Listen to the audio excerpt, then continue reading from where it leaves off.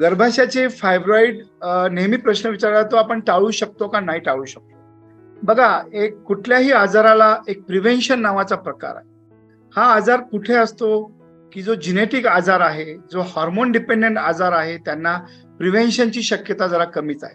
पण मी मागं म्हटल्याप्रमाणे ज्या महिला स्थूल आहेत, ज्यांची लाईफस्टाईल चांगली नाही आणि त्यांचा BMI खूप जास्त आहे, अशा महिलांनी जर स्वतःचं वजन कंट्रोलमध्ये ठेवलं, हेल्दी डाएट घेतला, हेल्दी लाईफस्टाईल ठेवली, योगा प्राणायाम करून आहारावर कंट्रोल ठेवलं, तर त्यांचं इस्ट्रोजन हार्मोनचं लेवल जर कमी असेल तर अशा महिलांना फायब्रॉइडच्या गाठी होणारच नाही, अशी एक शक्यता काही रिसर्चमध्ये आढळून आलेली आहे.